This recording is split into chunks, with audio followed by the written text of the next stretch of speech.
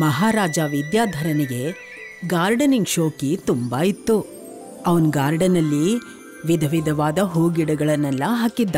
ಕೆಲವೊಮ್ಮೆ ಅವನೇ ಸ್ವತಃ ನಿಂತು ಆ ಗಿಡಗಳಿಗೆಲ್ಲ ನೀರು ಹಾಕ್ತಿದ್ದ. ಒಂದಿನ ಅವನ ತಲೆಗೆ ಒಂದ್ ಯೋಚನೆ ಬಂತು.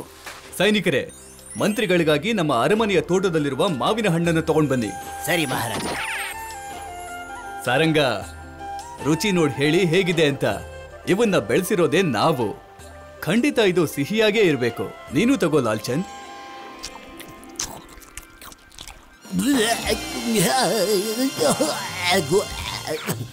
ಏನಾಯ್ತು?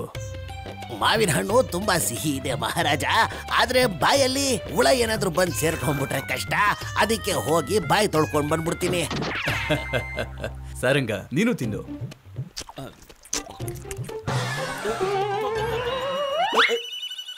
ಏನಾಯ್ತು ಸಾರಂಗ? ಮಹಾರಾಜ್ರೆ, ಇದಂತೂ ತುಂಬಾ ಹುಳಿ ಇದೆ. ರಾಜನ್ಗೆ ತುಂಬಾ ಇಷ್ಟ ಆಯ್ತು. ಸಾರಂಗ ಮಾವಿನ ಹಣ್ಣುಗಳ ಬಗ್ಗೆ ನಿಜವಾದ ಸಂಗತಿಯನ್ನ ಹೇಳಿದಿಕ್ಕೆ ಇದ್ದಿದ್ದನ್ನೇ ಅವನು ಹೇಳಿದ್ದು. ಮಹಾರಾಜ ನಿರ್ಧಾರ ತಗೋತಾನೆ. ವಿಜಯನಗರದಲ್ಲಿ ಇಂಥ ವ್ಯಕ್ತಿಗಳನ್ನ ಹುಡುಕಿ ಅವ್ರಿಗೆಲ್ಲ ಬಹುಮಾನ ಕೊಡಬೇಕು ಅಂತ. ಆದ್ರೆ ಹೇಗ್ ಕೊಡೋದು? ವಾ ಮಂತ್ರಿಗಳೇ ವಾ, ನೀವು ಇದನ್ನ ವಿಜಯನಗರದಲ್ಲಿ ಘೋಷಿಸ್ಬಿಡಿ. ಮಹಾರಾಜನ್ ತರ ಮೋಹನನ್ ಮಗ ರಾಜುಗೂ ಕೂಡ ಗಾರ್ಡನಿಂಗ್ ಮಾಡೋದು ಅಂದ್ರೆ ತುಂಬಾ ಇಷ್ಟ. ಅವನು ಕೂಡ ವಿಧ ವಿಧವಾದ ಹೂ ಗಿಡಗಳನ್ನ ಬೆಳೆಸಿದ್ದ.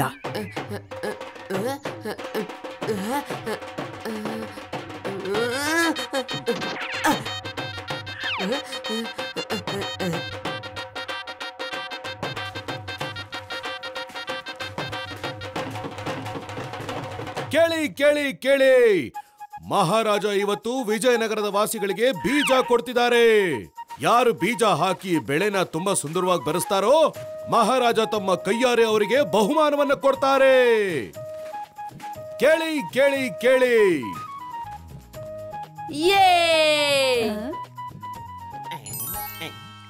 ನೀರಲ್ಲ, ನಾನು ಈ ಗಿಡಕ್ಕೆ ತುಂಬಾ ಚೆನ್ನಾಗಿರೋ ತುಪ್ಪ ಹಾಕ್ತೀನಿ. ನೋಡ್ತಾ ಇರಿ, ಈ ನನ್ನ ಗಿಡ ಎಷ್ಟು ಸುಂದರವಾಗಿ ಬೆಳೆಯುತ್ತೆ ಅಂತ ನನ್ನ ದುಡ್ಡಿನ ಮೇಲಾಣೆ. ಆದ್ರೆ ಮಹಾರಾಜರು ಬೀಜ ತಗೊಂಡ್ ಬಾ ಅಂತ ಹೇಳಿದ್ರಲ್ವಾ? ಅಯ್ಯೋ, ಇದು ನನ್ನ ಕನಸ. ಊರಿನ ಜನಕ್ಕೆಲ್ಲ ಮಹಾರಾಜ ಬೀಜಗಳನ್ನ ಹಂಚ್ತಾನೆ. ಅಲ್ಲಿ ಬಂದಿರೋ ಜನಗಳಲ್ಲಿ ಒಳ್ಳೆ ವ್ಯಕ್ತಿಗಳು ಯಾರು ಅಂತ ಹುಡ್ಕೋದಿಕ್ಕೆ. ರಾಜುಗೂ ಅದಕ್ಕೂ ಯಾವುದೇ ಸಂಬಂಧ ಇರ್ಲಿಲ್ಲ. ಆದ್ರೆ ರಾಜು ಆ ಬೀಜ ತಗೊಂಡು ತುಂಬಾ ಖುಷಿ ಪಟ್ಟ. ಅಪ್ಪ, ಮಹಾರಾಜ ಬೀಜ ಕೊಟ್ಟಿದ್ದಾರೆ. ಅದ್ರ ಹೂವ ಎಷ್ಟು ಸುಂದರವಾಗಿರುತ್ತಲ್ವಾ? ನನ್ ತೋಟ ಇನ್ನ ಚೆನ್ನಾಗಾಗುತ್ತೆ. ಮಹಾರಾಜ ಬೀಜ ಕೊಟ್ಟು 10 ದಿನಗಳಾಗಿತ್ತು. ಪಾಟಲ್ಲಿ ಗಿಡ ಬರೋದಿರ್ಲಿ, ಒಂದ್ ಸಸಿ ಕೂಡ ಬಂದಿರ್ಲಿಲ್ಲ. ಎಲ್ರೂ ತುಂಬಾನೇ ತಲೆ ಕೆಡಿಸ್ಕೊಂಡ್ಬಿಟ್ಟಿದ್ರು. ಏನ್ ಮಾಡ್ತಾ ಇದ್ದೀರಾ? ತುಪ್ಪ ಹಾಕೋದ್ರಿಂದ ಗಿಡ ಹುಟ್ಟುತ್ತೇನೋ? ಅಯ್ಯೋ, ಯಾಕೆ ಸಾಧ್ಯ ಇಲ್ಲ? ನನ್ನ ದುಡ್ಡಿನ ಮೇಲಾಣೆ. ನಾನು ಗಿಡ ಬೆಳೆಸ್ಲಿಲ್ಲ ಅಂದ್ರೆ ನನಗೆ ಹೆಸರು ಹೇಗೆ ಬರುತ್ತೆ? ನಾನ್ ಹೇಳ್ತೀನಿ, ಆ ಕಾಗದದೊಳಗಡೆನೆ ಮುಳುಗ್ ಹೋಗಿರ್ತಿರೋ ಇಲ್ಲ ಎದ್ದು ನೋಡ್ತಿರೋ. ಕುಂಡದಲ್ಲಿ ಗಿಡ ಹುಟ್ಟಿಲ್ಲ. ಅದಕ್ಕೆ ನಾನ್ ಮಣ್ಣು ಕೈ ಹಾಕಿ ಗಿಡ ಬೆಳೆಸ್ಲಾ? ಅದಕ್ಕೆ ಸರಿಯಾಗಿ ನೀರ್ ಹಾಕಿದ್ಯೋ ಇಲ್ವೋ? ಎಲ್ರೂ ಕೂಡ ಗಿಡ ಬೆಳಿಲಿಲ್ಲ ಅಂತ ತಲೆ ಕೆಡಿಸ್ಕೊಂಡ್ಬಿಟ್ಟಿದ್ರು. ಇಲ್ ನೋಡಿದ್ರೆ ರಾಜು ತುಂಬಾ ಪ್ರಯತ್ನ ಪಡ್ತಿದ್ದ. ಅಪ್ಪ, ಗಿಡ ಇಷ್ಟೊತ್ತಿಗಾಗ್ಲೇ ಬರ್ಬೇಕಿತ್ತು ಅನ್ಸುತ್ತಲ್ವಾ? ಮಹಾರಾಜರು ಕೊಟ್ಟಿದ್ದಾರೆ ಅಂದ್ರೆ ಯಾವ್ದಾದ್ರು ಒಳ್ಳೆ ಬೀಜನೇ ಕೊಟ್ಟಿರ್ಬೇಕು. ನೀನು ಸ್ವಲ್ಪ ಕಷ್ಟ ಪಡಬೇಕಾಗತ್ತೆ. ಹಾ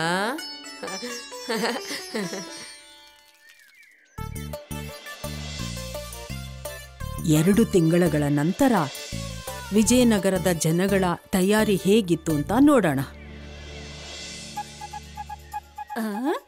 ವಾ, ಇಷ್ಟು ಸುಂದರವಾದ ಗಿಡ. ಅಯ್ಯೋ ಅಯ್ಯೋ, ಬೇಡ, ನನ್ನ ದುಡ್ಡಿನ ಮೇಲಾಣೆ. ನೀನು ನನ್ನ ಗಿಡಕ್ಕೆ ನೀರ್ ಹಾಕ್ಬೇಡ ಕಣೆ. ಆ ಗಿಡ ನಿಜವಾದಲ್ಲ, ಮಣ್ಣಿಂದ ಮಾಡಿರೋಂತ ಗಿಡ ಅದು. ಮಹಾರಾಜನಿಂದ ಉಡುಗೊರೆ ತಗೊಳ್ಳೋದಿಕ್ಕೆ ಉಡಂಕ ನಕಲಿ ಗಿಡನ ಸೃಷ್ಟಿ ಮಾಡಿದ್ದ. ವಾ, ಇದು ನನ್ನ ಕಥೆಗಿಂತ ಬಹಳ ಅದ್ಭುತವಾಗಿದೆ. ನೀವ್ ಕತೆ ಬರಿತಾ ಇದ್ರೆ ಗಿಡ ಎಲ್ಲಿಂದ ಹುಟ್ಟತ್ತೆ? ಇದು ನಮ್ಮಜ್ಜಿ ಹಾಕಿದಿದ್ ಗಿಡ. ಮಹಾರಾಜರಿಗೆ ಅನ್ನಿಸ್ಬಾರ್ದಲ್ವಾ ಅವ್ರು ಕೊಟ್ಟಿರೋಂತ ಬೀಜಕ್ಕೆ ಅವಮಾನ ಮಾಡಿದೀವಿ ಅಂತ. ಕೆಲವೊಬ್ರು ಅವಮಾನ ಆಗತ್ತೆ ಅಂತ, ಇನ್ ಕೆಲವರು ಬಹುಮಾನ ಸಿಗತ್ತೆ ಅಂತ, ಕೆಲವೊಂದ್ ಕಡೆ ಗಿಡಕ್ಕೋಸ್ಕರ ಕಳ್ತನದ ಸಂಚು ಕೂಡ ನಡೀತು. ಇಡೀ ವಿಜಯನಗರದಲ್ಲಿ ತುಂಬಾ ಸುಂದರವಾಗಿರೋ ಗಿಡ ಅಂದ್ರೆ ಇದೆ ಅನ್ಸುತ್ತೆ. ಯಾರ ಹತ್ರ ಸುಂದರವಾದ ಗಿಡ ಇದೆಯೋ ಅವರಿಗೆ ಬಹುಮಾನ. ಆ ಗಿಡ ನಮ್ದಾದ್ರೆ ಬಹುಮಾನನೂ ನಮ್ದೇ ಆಗತ್ತೆ.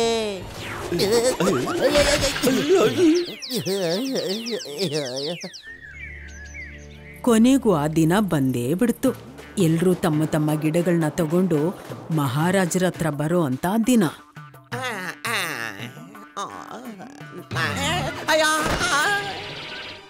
ಎಲ್ಲೋಯ್ತು ಎಲ್ಲೋಯ್ತು ಎಲ್ಲೋಯ್ತು ನನ್ನ ಗಿಡ ಎಲ್ಲೋಟಾಯ್ತು?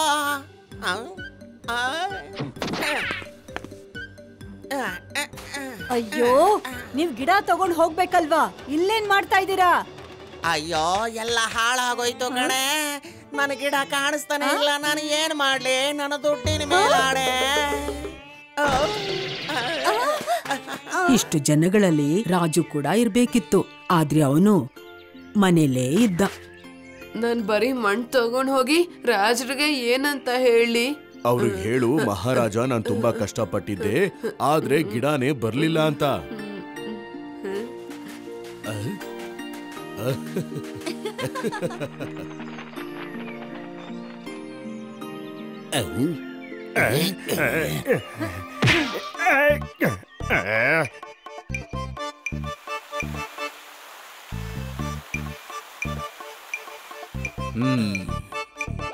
ವಾಹ್, ಅದ್ಭುತ, ಬಹಳ ಸುಂದರವಾಗಿದೆ. ವಾಹ್, ಸುಂದರವಾಗಿದೆ, ಬಹಳ ಸುಂದರವಾಗಿದೆ.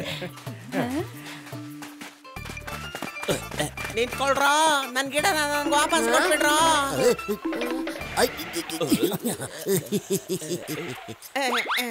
ನನ್ನ ದುಡ್ಡಿನ ಮೇಲಾಣೆ, ಈ ಗಿಡ ಅಂತೂ ನನ್ನದು ಮಹಾರಾಜ್ರೆ.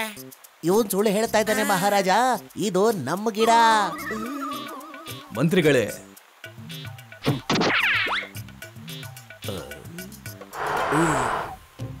ಮಹಾರಾಜ್ರೆ, ಈ ಸುಂದರವಾದ ಗಿಡಕ್ಕೆ ನಾವೊಂದ್ಸಲ ನೀರು ಹಾಕಿ ಪರೀಕ್ಷೆ ಮಾಡೋಣವಾ? ಅಯ್ಯೋ, ಈ ಗಿಡ ನಂದಲ್ಲ ಮಹಾರಾಜ್ರೆ. ಅಯ್ಯೋ, ಈ ಗಿಡ ನಮ್ದಲ್ಲ, ಇದು ಇವ್ರದು ಮಹಾರಾಜ.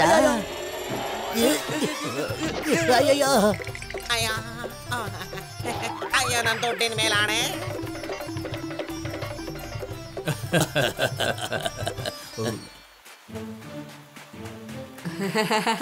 ನಿನ್ನ ಗಿಡ ಎಲ್ಲಿ ಮಗು? ಗಿಡ ಬೆಳಿಲಿಲ್ಲ ಮಹಾರಾಜ. ನಾನಂತೂ ಸರಿಯಾದ ಸಮಯಕ್ಕೆ ನೀರ್ ಹಾಕ್ದೆ, ಗೊಬ್ಬರ ಕೂಡ ಹಾಕ್ದೆ, ಆದ್ರೆ ಗಿಡ ಇದೆ ಮಗು. ಇದ್ಯಾ? ಎಲ್ಲಿ? ನಾವು ಸತ್ಯದ ಬೀಜವನ್ನ ಬಿತ್ತಿದ್ವಲ್ಲ, ಅದು ನಿನ್ನ ರೂಪದಲ್ಲಿ ಈಗ ನಮ್ಮೆಲ್ಲರ ಮುಂದೆ ನಿಂತಿದೆ. ನೀನು ನಮ್ಮ ರಾಜ್ಯದಲ್ಲೇ ಸತ್ಯವಂತ. ಮಂತ್ರಿ ತನ್ನ ಬುದ್ಧಿನ ಉಪಯೋಗಿಸಿ ಕಲ್ಲನ್ನ ಬೀಜದ ತರಾನೇ ಮಾಡಿದ್ದ. ಹೀಗೆಲ್ಲ ಯಾಕೆ ಮಾಡಿದ್ದು ಅಂದ್ರೆ ವಿಜಯನಗರದ ಜನಗಳ ಪ್ರಾಮಾಣಿಕತೆಯನ್ನ ಪರೀಕ್ಷೆ ಮಾಡೋದಕ್ಕೆ ಹಾಗೆ ಮಾಡಿದ್ದ. ಕೆಲವರಿಗೆ ಅವಮಾನ ಆಗ್ಬಿಡತ್ತೆ ಅನ್ನೋ ಭಯ, ಇನ್ ಕೆಲವರು ಬಹುಮಾನಕ್ಕೋಸ್ಕರ ಮಾಡಿದ್ರು. ಅವ್ರ ಹತ್ರ ಇರೋ ಗಿಡಗಳನ್ನ ಮಹಾರಾಜರಿಗೆ ಖುಷಿ ಪಡ್ಸಕ್ಕೆ ಅಂತ ತಂದಿದ್ರು. ಆದ್ರೆ ರಾಜು ಮಾತ್ರ ಮಹಾರಾಜರಿಗೆ ಯಾವುದೇ ರೀತಿಯ ಸುಳ್ಳು ಹೇಳಿಲ್ಲ. ಅವನ ಪ್ರಾಮಾಣಿಕತೆಗೋಸ್ಕರ ಅವನಿಗೆ ಬಹುಮಾನ ಸಿಕ್ತು. ಕಿಶನ್ ಮತ್ತೆ ಉಮನ್ಗೆ ವಯಸ್ಸಾಗಿತ್ತು. ಅವರಿಬ್ರು ವರ್ಷಗಳಿಂದ ಹಗಲು ರಾತ್ರಿ ಕಷ್ಟಪಟ್ಟು ಸ್ವಲ್ಪ ಹಣ ಕೂಡಿಟ್ಟಿದ್ರು. ಆ ಹಣದಿಂದ ಅವರು ತೀರ್ಥಯಾತ್ರೆಗೆ ಹೋಗೋ ಕನ್ಸನ್ನ ಪೂರ್ತಿ ಮಾಡೋದಿಕ್ಕೆ ಅಂತೂ ಇಂತೂ ಹಗಲು ರಾತ್ರಿ ಬೆವರು ಸುರಿಸಿ ಕೆಲಸ ಮಾಡಿ ದುಡ್ಡಂತೂ ಜೋಡಿಸಿದ್ದಾಯ್ತು. ಒಳ್ಳೆ ಕೆಲಸ. ತೀರ್ಥಯಾತ್ರೆಗೆ ಹೋಗಕ್ ಮುಂಚೆ ಕಿಶನ್ ಅವನ ಹತ್ರ ಇದ್ದಿದ್ದ ಹಣನೆಲ್ಲ ಒಂದ್ ಚೀಲದಲ್ಲಿ ಬಚ್ಚಿಟ್ಟಿರ್ತಾನೆ. ಅವ್ರು ಹೋಗೋ ದಾರಿಲಿ ತುಂಬಾ ಅಪಾಯ ಇತ್ತು. ಕಳ್ಳರು ಖದೀಮ್ರು ಇರುವಂತ ದಾರಿಯಾಗಿತ್ತು ಅದು.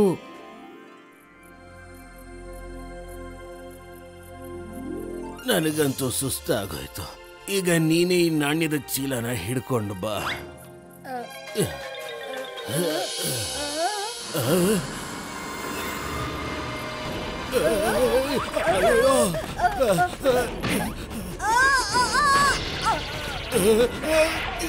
ಅಯ್ಯೋ, ನನ್ನ ನಾಣ್ಯಗಳ ಚೀಲ. ಅಯ್ಯೋ, ಕಾಪಾಡಿ, ಕರು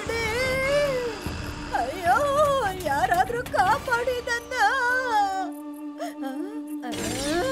ನನಗಿಂತ ನಿಮಗೆ ಆ ಗಂಟೆ ಹೆಚ್ಚಾಗೋಯ್ತಾ? ನನ್ನನ್ ಯಾರಾದ್ರೂ ಹೊತ್ಕೊಂಡು ಹೋಗಿದ್ರೆ? ಅಯ್ಯೋ, ನಿನ್ನ ಯಾರು ಹೊತ್ಕೊಂಡು ಹೋಗ್ತಾರೆ? ಇದ್ರಲ್ಲಿ ನಾಣ್ಯಗಳಿವೆ. ಇದೇನಾದ್ರೂ ಹೊರಟು ಹೋಗಿದ್ರೆ ನಾವು ಉಳಿಯಕ್ಕೆ ಆಗ್ತಿರ್ಲಿಲ್ಲ, ನಮ್ ಕಥೆ ಮುಗಿತಿರ್ತಿತ್ತು. ನನಗನ್ಸತ್ತೆ ಇಲ್ಲಿ ಕಳ್ಳರಿಗಿಂತ ಜಾಸ್ತಿ ಕಾಡು ಪ್ರಾಣಿಗಳಿದಾವೆ ಅಂತ. ನನ್ನ ಮಾತು ಕೇಳಿ ರಾತ್ರಿ ಇಲ್ಲೇ ಎಲ್ಲಾದ್ರೂ ಉಳ್ಕೊಳ್ಳೋಣ ನಾವು. ಆ ಕಾಡಲ್ಲಿ ಕಳ್ಳರು ಮತ್ತು ಪ್ರಾಣಿಗಳ ಭಯದಿಂದ ಕಿಶನ್ ಮತ್ತೆ ಉಮಾ ಪಕ್ಕದೂರಲ್ಲಿದ್ದ ಒಂದು ಹೋಟ್ಲಲ್ಲಿ ಇರೋದಿಕ್ಕೆ ಅವರು ನಿರ್ಧಾರ ಮಾಡಿದ್ರು. ಅಣ್ಣ, ಇಲ್ಲಿ ಕೇಳಿ, ಇಲ್ಲಿ ಉಳ್ಕೊಳ್ಳೋದಕ್ಕೆ ಯಾವ್ದಾದ್ರು ಕಮ್ಮಿ ಬೆಲೆ ಇರೋ ಕೋಣೆ ಇದೆಯಾ? ಹಾ, ಸಿಗುತ್ತೆ. ನಿಮ್ ಚೀಲನ ಇಲ್ಲಿಡಿ, ಮತ್ತೆ ನನ್ ಜೊತೆ ಬನ್ನಿ. ಚೀಲನ? ಇಲ್ಲ ಅಣ್ಣ, ಈ ಚೀಲ ನಮ್ ಜೊತೆನೇ ಇರುತ್ತೆ. ಹಾ, ಸರಿ, ಹಾಗಿದ್ರೆ ಬನ್ನಿ ನನ್ ಜೊತೆ. ಹಾ, ಇದೇ ನೋಡಿ ನೀವು ಉಳ್ಕೊಳ್ಳುವಂತ ರೂಮು. ಕಿಶನ್ ಆ ಚೀಲದ ಬಗ್ಗೆ ಇಷ್ಟೊಂದು ಚಿಂತೆ ಮಾಡ್ತಿರೋದನ್ನ ನೋಡಿ ವಿಮಲೇಶ್ಗೆ ಅನುಮಾನ ಬಂತು. ಖಂಡಿತ ಆ ಚೀಲದಲ್ಲಿ ಏನೋ ಅಮೂಲ್ಯವಾದ ವಸ್ತು ಇರ್ಬೋದು ಅಥವಾ ನಾಣ್ಯಗಳಿರ್ಬೋದು ಅಂತ. ಇವ್ರು ಮಲ್ಕೋತಿದ್ ಹಾಗೆ ಅದನ್ನ ಕದ್ದು ಬಿಡಿ. ಅವ್ರಿಗೆ ವಯಸ್ಸಾಗಿದೆ, ಅವ್ರಿಗೆ ಗೊತ್ತೇ ಆಗಲ್ಲ.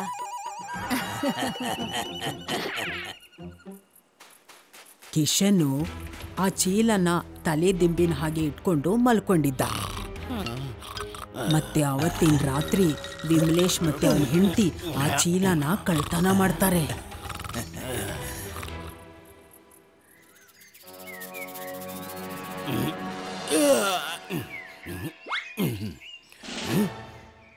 ನನ್ನ ಚೀಲ, ನನ್ನ ನಾಣ್ಯಗಳು, ನನ್ನ ಕಥೆ ಮುಗೀತು ಉಮಾ. ಏನಾಯ್ತು? ಯಾರದು? ನಮ್ಮ ಎಲ್ಲಾ ವಸ್ತುಗಳು, ನಮ್ಮ ನಾಣ್ಯಗಳೆಲ್ಲ ಕಳ್ತನ ಆಗಿ ಹೋಗಿವೆ. ಈ ಕೆಲ್ಸ ಖಂಡಿತ ಈ ಹೋಟ್ಲು ಮಾಲೀಕನೇ ಮಾಡಿರ್ಬೇಕು. ನೆನ್ನೆ ನಾವಿಲ್ಲಿಗ್ ಬಂದಾಗ ಗಂಟನ್ನ ತನ್ನ ಹತ್ರನೇ ಇಟ್ಕೊಳ್ಳೋ ಮಾತಾಡ್ತಾ ಇದ್ದ. ಬನ್ನಿ, ನಮ್ ಗಂಟನ್ನ ವಾಪಸ್ ಕೊಡಿ. ನಮಗ್ ಗೊತ್ತು ಅದನ್ನ ನೀವೇ ಕದ್ದಿದ್ದೀರಾ ಅಂತ. ಕಳ್ತನ? ನಾನಾ? ಅಲ್ಲ, ನಾನು ಉಳ್ಕೊಳ್ಳೋದಕ್ಕೆ ನಿಮ್ಗೆ ಜಾಗ ಕೊಟ್ಟಿದ್ದೀನಿ, ನನ್ ಮೇಲೆ ಆರೋಪ ಹೊರುತ್ತಾ ಇದ್ದೀರಾ. ಹೊರಡಿ, ಹೊರಡಿ ಇಲ್ಲಿಂದ. ಮಂತ್ರಿಗಳೇ, ನಮಗೆ ಅನ್ಯಾಯ ಆಗಿ ಹೋಗಿದೆ. ನಾವ್ ಎಷ್ಟೋ ವರ್ಷಗಳಿಂದ ಕೂಡಿಟ್ಟ ನಾಣ್ಯಗಳನ್ನ ಆ ವಸತಿ ಗೃಹದ ವಿಮಲೇಶ ಕಳ್ತನ ಮಾಡ್ಬಿಟ್ಟಿದ್ದಾನೆ. ದಯವಿಟ್ಟು ನಮಗೆ ನ್ಯಾಯ ಕೊಡಿಸಿ. ಅಂದ್ರೆ ಇದು ಹೇಗ್ ಸಾಧ್ಯ?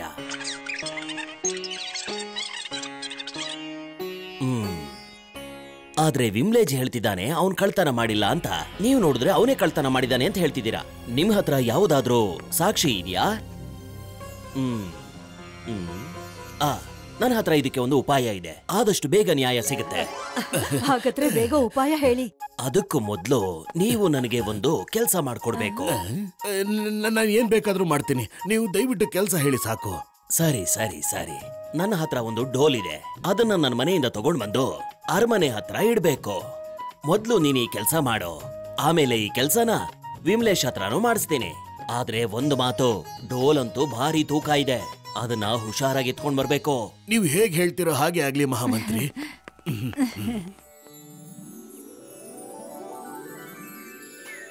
ಮತ್ತೆ ಬೆಳಿಗ್ಗೆನೆ ಮಂತ್ರಿ ಮನೆಯಿಂದ ಕಿಶನ್ ಮತ್ತೆ ಉಮಾ ಆ ಡೋಲ್ನ ತಗೊಂಡು ಹೋಗ್ತಾರೆ.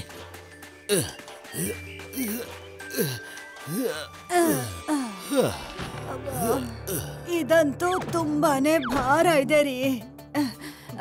ನ್ಯಾಯ ಕೇಳಕ್ ಹೋದ್ರೆ ಆ ಮಹಾಮಂತ್ರಿ ನಮ್ಗೆ ಶಿಕ್ಷೆ ಕೊಟ್ಬಿಟ್ಟಿದ್ದಾರೆ. ನಾವ್ ತೀರ್ಥಯಾತ್ರೆಗೆ ಹೋಗೋದು ಆ ದೇವ್ರಿಗಿಷ್ಟ ಇಲ್ಲ ಅಂತ ಕಾಣುತ್ತೆ.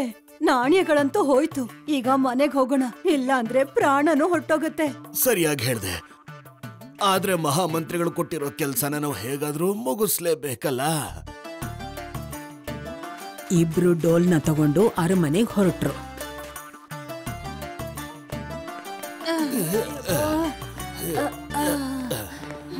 ಮಂತ್ರಿಗಳ ಮನೆಯಿಂದ ತಗೊಂಡ್ ಬಂದಿದ್ದಲ್ವಾ, ಅದನ್ನ ಅಲ್ಲಿಟ್ಬಿಡಿ. ನಂತರ ಇದೇ ಕೆಲ್ಸನ ಸಾರಂಗ ವಿಮಲೇಶ್ ಕೊಟ್ಟ. ವಿಮಲೇಶ್ ಡೋಲ್ನ ತಗೊಂಡು ಮಂತ್ರಿ ಮನೆಯಿಂದ ಅರಮನೆಗೆ ಹೊರಟ ಅವನ ಹೆಂಡತಿ ಜೊತೆಲಿ. ನಡೀರಿ ನಡೀರಿ ವಿಮಲೇಶ್ ಅವರೇ, ಬೇಗ ಬೇಗ ಮುಂದೆ ಬನ್ನಿ.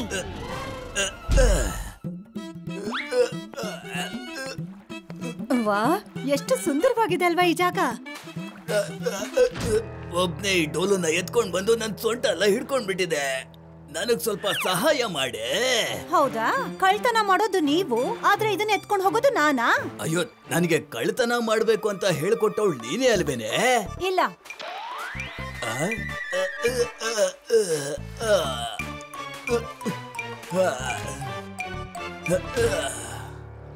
ಸರಿ, ಡೋಲುನ ನೋಡ್ಕೋತಾ ಇರೋ, ನಾನು ಹೋಗಿ ನೀರು ಕುಡ್ಕೊಂಡು ಬರ್ತೀನಿ. ವಿಮಲೇಶ್ ನೀರ್ ಕುಡಿಯಕ್ ಹೋದಾಗ ಅವನ್ ಹೆಂಡತಿ ಅಲ್ಲೇ ವಿಶ್ರಾಂತಿ ತಗೋತಿದ್ಲು. ಇದ್ದಕ್ಕಿದ್ದ ಹಾಗೆ ಡೋಲು ಇಲ್ಲಿಂದ ಅಲ್ಲಿಗೆ ಅಲ್ಲಿಂದ ಇಲ್ಲಿಗೆ ಎಗ್ರಕ್ಕೆ ಶುರು ಆಗೋಯ್ತು. ಅಯ್ಯೋ, ಎಲ್ಲಿಗೆ ಹೋಗ್ತಾ ಇದ್ಯಾ ನೀನು? ಯಾರಾದ್ರೂ ಹಿಡ್ಕೊಳ್ಳಿ ಅದನ್ನ, ಹಿಡ್ಕೊಳ್ಳಿ ಅದನ್ನ, ಹಿಡ್ಕೊಳ್ಳಿ. ಡೋಲು ಓಡ್ ಹೋಗ್ತಾ ಇದೆ. ಡೋಲ್ನ ಎತ್ಕೊಂಡ್ ಬರಕ್ಕಂತೂ ಆಗ್ಲಿಲ್ಲ, ಆದ್ರೆ ಹಿಡ್ಕೋಬಹುದಿತ್ತಲ್ಲೇ. ಒಂದು ಕೆಲ್ಸಾನು ನೆಟ್ಟು ಮಾಡೋದಿಲ್ಲ ನೀನು. ಹೌದಾ? ಕಳ್ತನ ಮಾಡುವಾಗ ಯೋಚನೆ ಬರ್ಲಿಲ್ವಾ? ಈಗ ಬೇಗ ನಡೀರಿ, ಇಲ್ಲ ಅಂದ್ರೆ ಮಹಾಮಂತ್ರಿ ನಮ್ಮನ್ನ ಕಳ್ರು ಅನ್ಕೊಂಡು ನಮ್ಗೆ ಶಿಕ್ಷೆ ಕೊಟ್ಬಿಡ್ತಾನೆ.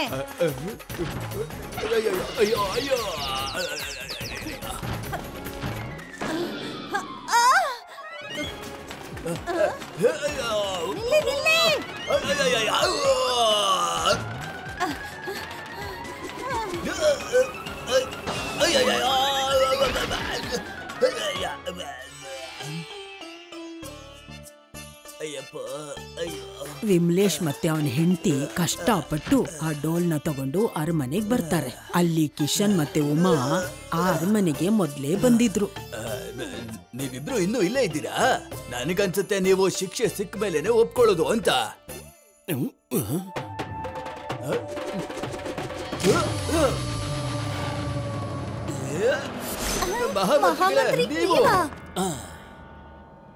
ನಾನೇ. ನೋಡಿದ್ರ ನನ್ನ ಡೋಲಿನ ಜಾದೂನ? ಈ ಡೋಲು ನಿಮ್ಮ ರಹಸ್ಯನ ಬಯಲು ಮಾಡಿದೆ. ಯಾವ ರಹಸ್ಯ?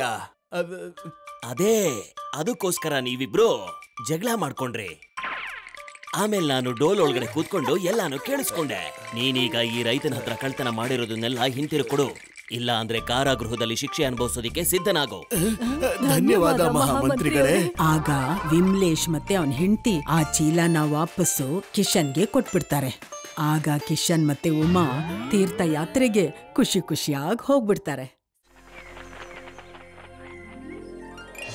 ವಿಜಯನಗರದ ಕಾಡಲ್ಲಿ ಮೂಷಿಕ ಅನ್ನೋ ಹೆಸರಲ್ಲಿ ಬುದ್ಧಿವಂತ ಇಲಿ ಇತ್ತು. ಒಂದಿನ ಅವನ್ ತನ್ನ ಊಟನ ಹುಡ್ಕೊಂಡು ಹೋಗ್ತಾ ಇದ್ದ. ಇದ್ದಕ್ಕಿದ್ದ ಹಾಗೆ ಮಳೆ, ಸಿಡ್ಲು, ಗುಡುಗು ಶುರು ಆಯ್ತು. ಮೂಷಿಕ ಬಚ್ಚಿಟ್ಕೊಳಕ್ಕೆ ಜಾಗ ಹುಡುಕ್ತಿದ್ದ. ಆಗ ಮೂಷಿಕನ ಕಣ್ಣಿಗೆ ಕೆಳಗ್ ಬಿದ್ದಿರೋ ಅಂತ ಕಟ್ಟಿಗೆ ಕಾಣಿಸ್ಬಿಡ್ತು. ಇಲಿಗಳಿಗೆ ಒಂದು ಅಭ್ಯಾಸ ಇರುತ್ತೆ. ಅದೇನು ಅಂದ್ರೆ ಯಾವ್ದಾದ್ರೂ ವಸ್ತು ಅವ್ರಿಗೆ ಕೆಲ್ಸಕ್ ಬರತ್ತೆ ಅಂತ ಗೊತ್ತಾದ್ರೆ ಅದನ್ನ ತಗೊಂಡ್ ಹೋಗಿ ಅವ್ರು ಇಟ್ಕೋತಾರೆ. ಮೂಷಿಕ ಕೂಡ ಅದನ್ನೇ ಮಾಡ್ದ. ಅಲ್ಲಿ ಬಿದ್ದಿದ್ದ ಕಟ್ಟಿಗೆ ತಗೊಂಡು ಮೂಷಿಕ ಅಲ್ಲಿಂದ ಹೊರಟ. ಈ ಮಳೆನೂ ಇವತ್ತೇ ಬರ್ಬೇಕಿತ್ತ?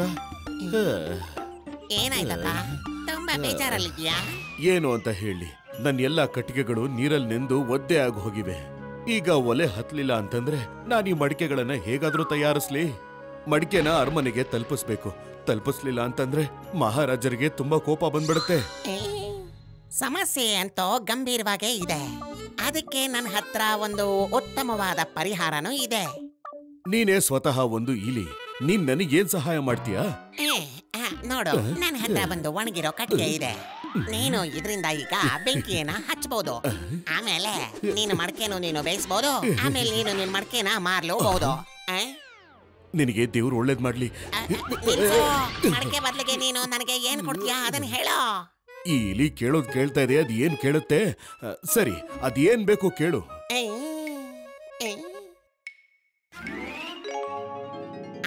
ಆಯ್ತು, ಸರಿ, ನೀನು ನನಗೆ ಭಾಷೆ ಕೊಡು. ನಿನ್ನ ಕೆಲಸ ಆದ್ಮೇಲೆ ನೀನು ನಿನ್ನ ಮಾತನ್ನ ನಡೆಸ್ಕೊಡ್ತೀನಿ ಅಂತ. ನಾನ್ ಮಾತು ಕೊಡ್ತೀನಿ. ಸರಿ, ನೀನು ನನ್ನ ಕುಂಬಳಕಾಯಿನ ನನಗ್ ಕೊಡು. ಏನೋ ಕುಂಬಳಕಾಯ? ನೀನ್ ಇಷ್ಟ ದೊಡ್ಡ ಕುಂಬಳಕಾಯಿನ ಹೇಗ್ ತಗೊಂಡ್ ಹೋಗ್ತೀಯಾ? ಅದನ್ನೆಲ್ಲ ನನಗ್ ಬಿಟ್ಬಿಡೋ. ಈ ಕಟ್ಟಿಗೆನ ತಗೋ, ನೀನ್ ಇದನ್ನ ಸ್ವಲ್ಪ ಜೋಪಾನವಾಗಿ ಇಟ್ಕೋ. ಆಮೇಲೆ ಬಂದು ನಾನು ಇದನ್ನ ತಗೊಂಡ್ ಹೋಗ್ತೀನಿ. ಆದ್ರೆ ನೆನ್ಪಿರ್ಲೆ, ನೀನು ನನಗೆ ಭಾಷೆ ಕೊಟ್ಟಿದೀಯಾ.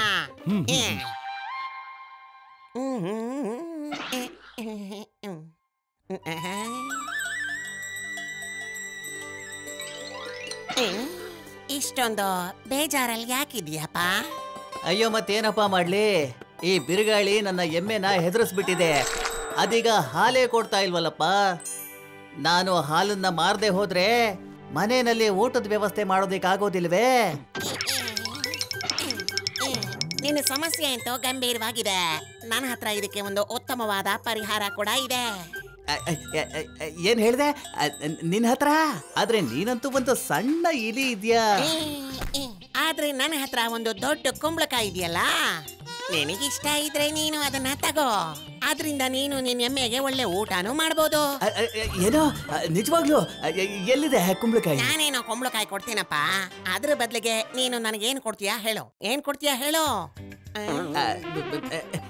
ಏನ್ ಬೇಕಾದ್ರೂ ಕೊಡ್ತೀನಿ. ಬಾಯಲ್ಲಿ ಹೇಳಿದ್ರೆ ಆಗಲ್ಲ, ನೀನು ನನಗೆ ಮಾತು ಕೊಡ್ಬೇಕು. ನಾನ್ ನಿನಗೆ ಮಾತು ಕೊಡ್ತಾ ಇದ್ದೀನಿ. ನನಗ್ ಬೇಗ ಕುಂಬಳಕಾಯಿ ಕೊಟ್ಟು ಬಿಡು. ಇದಪ್ಪ ಮಾತು ಅಂದ್ರೆ. ಸರಿ, ಈಗ ನೀನು ನನ್ನ ಜೊತೆ ಬಾ.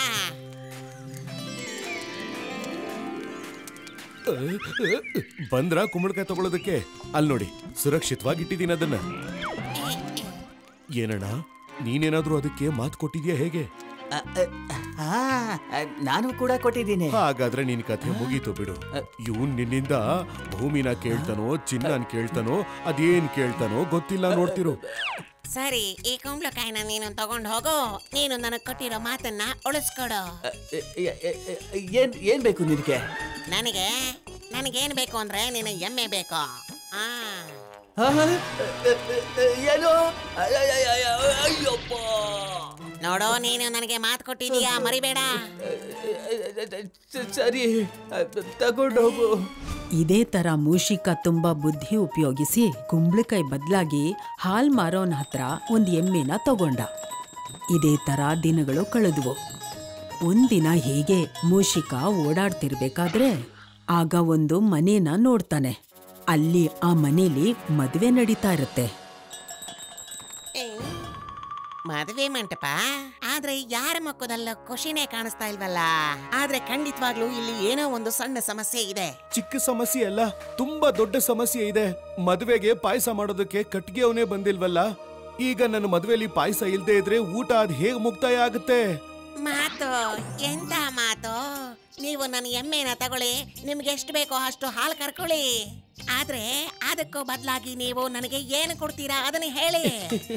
ಹಾ, ನಿನಗದ್ ಏನ್ ಬೇಕು ತಗೊಂಡು ಹೋಗು. ಇಲ್ಲಿ ಒಂದಕ್ಕಿಂತ ಒಂದು ರುಚಿಯಾದ ತಿನಿಸುಗಳು ತಯಾರಾಗಿವೆ. ನಿನಗೆ ಏನ್ ಬೇಕೋ ಎಷ್ಟು ಬೇಕೋ ಅಷ್ಟನ್ನ ತಿನ್ಬಹುದು. ಬೇಡ ಬೇಡ, ಊಟ ಬೇಡ. ಅದಕ್ಕೂ ಬದಲಾಗಿ ಏನೋ ನಿನಗೇನ್ ಬೇಕೋ ಅದು ಖಂಡಿತ ಸಿಗತ್ತೆ. ಇದು ನಾನ್ ಕೊಡ್ತಿರೋ ಮಾತು. ಮಾತನ್ನ ನೀವು ಮೀರಲ್ಲ ತಾನೇ? ಖಂಡಿತವಾಗ್ಲೂ ಇಲ್ಲ. ಸರಿ, ಹಾಗಾದ್ರೆ ನೀನು ನಿನ್ ಹುಡುಗಿನ ಕೊಟ್ಬಿಡು. ಹುಡುಗಿನ ಕೊಟ್ಬಿಡು. ನೀನ್ ಎಲ್ರೂ ಮುಂದೆನೋ ಮಾತು ಕೊಟ್ಟಿದೀಯಾ. ನೀನು ನಿನ್ ಮಾತನ್ನ ತಪ್ಪಾರ್ದು. ನಿನಗೆ ಇಷ್ಟು ಧೈರ್ಯನಾ? ನಿಲ್ಲಿ, ಏನು ಮಾಡ್ಬೇಡಿ. ನಾನು ಅದ್ರ ಜೊತೆ ಹೋಗ್ತೀನಿ. ನೀವ್ ಅದಕ್ಕೆ ಮಾತು ಕೊಟ್ಟಿದ್ದೀರಾ, ಮತ್ತದಕ್ಕೆಂತ ಪಾಠ ಕಲಿಸ್ತೀನಿ ಅಂದ್ರೆ ಅದಿನ್ಯಾವತ್ತೂ ಬೇರೆಯವ್ರ ಜೊತೆ ಈ ರೀತಿ ನಡ್ಕೋಬಾರ್ದು. ನಾನು ಆದಷ್ಟು ಬೇಗ ವಾಪಸ್ ಬರ್ತೀನಿ. ಆ ಮದ್ವೆ ಹೆಣ್ಣು ತುಂಬಾನೇ ಬುದ್ಧಿವಂತಳಾಗಿದ್ಲು. ಏನೋ ಯೋಚನೆ ಮಾಡ್ತಾ ಇಲಿ ಹಿಂದೆ ಹೋಗ್ಬಿಟ್ಲು. ಇಲಿ ಎಮ್ಮೆನ ಅಲ್ಲೇ ಬಿಟ್ಟು ಆ ಮದ್ವೆ ಹೆಣ್ಣನ್ ಕರ್ಕೊಂಡು ಬಿಲ್ಲದ ಕಡೆ ಹೊರಟ. ವ್ಯಾಪಾರ ಅಂದ್ರೆ ನಂತರ ಮಾಡ್ಬೇಕು. ಒಂದು ಸಣ್ಣ ಕಟ್ಟಿಗೆಯಿಂದ ಕುಂಬಳಕಾಯಿ ಬಂತು, ಕುಂಬಳಕಾಯಿಯಿಂದ ಎಮ್ಮೆಯಿಂದ ಸುಂದರವಾದ ಹುಡುಗಿ. ವ್ಯಾಪಾರ ಅಂದ್ರೆ ನಂತರ ಮಾಡ್ಬೇಕು. ಇವತ್ತಿಂದ ಇದೇ ನಿನ್ನ ಮನೆ. ನೋಡೋ, ನನಗ ಮನುಷ್ಯ ತರ ಏನೇನೋ ತಿನ್ಬೇಕು ಅನ್ನೋ ಆಸೆ ಇದೆ. ನನಗೋಸ್ಕರ ನೀನು ಇವತ್ತು ಲಾಡು ಮಾಡ್ಕೊಡೋ. ಹಾ, ಖಂಡಿತ. ಹೇಳು, ಲಾಡು ಮಾಡುವಂತ ವಸ್ತುಗಳೆಲ್ಲ ಎಲ್ಲಿದೆ? ತೆಂಗಿನಕಾಯಿ, ತುಪ್ಪ, ಬೆಲ್ಲ ಎಲ್ಲಿದೆ ಹೇಳು. ಅದಂತೂ ಗೆಲ್ವಲ್ಲ. ಇನ್ನೇನ್ ಲಾಡುನ ಮಣ್ಣಿಂದ ಮಾಡ್ಲಾ? ಅಯ್ಯೋ, ನನ್ಗನ್ಸುತ್ತೆ ಮಳೆ ಬರುತ್ತೆ ಅಂತ. ಈ ಮಳೆಯಿಂದ ಹೇಗ್ ತಪ್ಪಿಸ್ಕೊಳ್ಳಿ ನಾನು? ಬೇಗ ಬೇಗ ನನ್ ಬಿಲದೊಳಗಡೆ ಬಂದ್ಬಿಡ. ಬಿಲದಲ್ಲ, ಆದ್ರೆ ಹೇಗೆ? ಇದ್ರಲ್ಲಿ ನಾನಲ್ಲ, ನನ್ ಕಾಲು ಕೂಡ ದೂರಲ್ಲ. ಸರಿ, ಮರದ ಮೇಲ್ಗಡೆ ಹೋಗೋ. ಹೌದಾ? ನೀನ್ ಆರಾಮಾಗಿ ಆ ಬಿಲದೊಳಗಡೆ ಬಚ್ಚಿಟ್ಕೋತಿಯಾ? ನಾನು ಮರದ ಮೇಲೆ ಕೂತು ನೆನಿಬೇಕಾ? ಒಂದ್ ವೇಳೆ ನನ್ನ ಆರೋಗ್ಯ ಹಾಳಾದ್ರೆ ಆಗ? ಸರಿ, ಹಾಗಿದ್ರೆ ಎದುರುಗಡೆ ಮಂದಿರ ಇದೆಯಲ್ಲ, ಅದ್ರೊಳಗಡೆ ಹೋಗುತ್ಕೋ. ಅಂದ್ರೆ ಅಲ್ಲಿಗೆ ಕಳ್ಳ ಬಂದು ನನ್ನ ಒಡವೆಗಳನ್ನೆಲ್ಲ ಕದ್ಕೊಂಡು ಹೋಗ್ಲಿ ಅಂತನಾ? ನನ್ನ ಸುರಕ್ಷಿತವಾಗಿ ಇಟ್ಕೊಳಕ್ ಆಗ್ಲಿಲ್ಲ ಅಂದ್ಮೇಲೆ ಕರ್ಕೊಂಡು ಯಾಕೆ ಬಂದೆ? ಅಯ್ಯೋ, ಅದನ್ನಾದ್ರೂ ನಾನ್ ತಗೊಂಡ್ ಬರ್ಬೇಕಿತ್ತಲ್ಲಪ್ಪ. ಹೊಟ್ಟೆ ತುಂಬಾನಾದ್ರೂ ತಿನ್ಬೋದಿತ್ತು. ಸರಿ, ಈಗ ನೀವು ಕೋಪ ಮಾಡ್ಕೋಬೇಡಿ. ನೀವೇನು ಬೇಜಾರು ಮಾಡ್ಕೊಳ್ಳಿಲ್ಲ ಅಂದ್ರೆ ನಾನು ನನ್ನ ಸ್ನೇಹಿತರನ್ನ ಕರೀಲ, ಅವ್ರು ನನ್ನ ಸುರಕ್ಷತೆ ಮಾಡ್ತಾರೆ. ಏನ್ ಮಾಡ್ತೀಯೋ ಮಾಡೋ. ಗ್ಯಾರಂಟಿ ಅಲ್ವಾ? ಕೋಪ ಮಾಡ್ಕೊಳ್ಳಲ್ಲ ತಾನೇ? ಖಂಡಿತ ಕೋಪ ಮಾಡ್ಕೊಳಲ್ಲ. ಹೀಗಲ್ಲ, ಮೊದ್ಲು ನನಗ್ ಮಾತು ಕೊಡಿ. ಅಯ್ಯೋ, ಎಂತ ಎಡವಟ್ ಮಾಡ್ಕೊಂಡ್ಬಿಟ್ನಪ್ಪ ನಾನು. ಸರಿ, ಮಾತು ಕೊಡ್ತೀನಿ.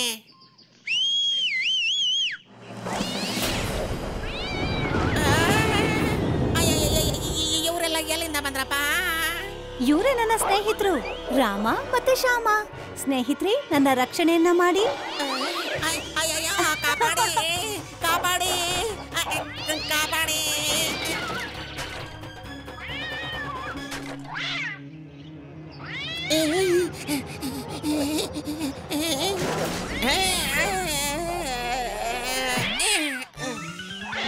ನನ್ನಿಂದ ತಪ್ಪಾಗೋಯ್ತು, ನೀನು ವಾಪಸ್ ಹೊರಟೋಗೋ. ಪಕ್ಕ ಅಲ್ವಾ? ಆಮೇಲೆ ನೀನು ಬೇಜಾರ್ ಮಾಡ್ಕೊಳಲ್ಲ ತಾನೇ? ಇಲ್ಲ ಇಲ್ಲ ಇಲ್ಲ ಇಲ್ಲ ಇಲ್ಲ, ನಾನ್ ನಿನಗ್ ಮಾತು ಕೊಡ್ತಿದ್ದೀನಿ, ನೀನು ವಾಪಸ್ ಹೊರಟೋಗು. ನಿನ್ ಗೆಳೆಯರನ್ನ ಕರ್ಕೊಂಡು ಹೋಗೋ. ಮೂಷಿಕನ ಅಲ್ಲೇ ಬಿಟ್ಟು ಆ ಮದ್ವೆ ಹೆಣ್ಣು ತನ್ನ ಮನೆಗೆ ಹೊರಟೋದ್ಲು. ಪಾಪ ಮೂಷಿಕ ಇಷ್ಟೆಲ್ಲ ಕಷ್ಟಪಟ್ಟು ವ್ಯಾಪಾರ ಮಾಡಿದ್ಮೇಲೂ ಕೂಡ ಖಾಲಿ ಹೊಟ್ಟೆಲೇ ಇದ್ದ. If you like this video, subscribe to our channel Murthy Media.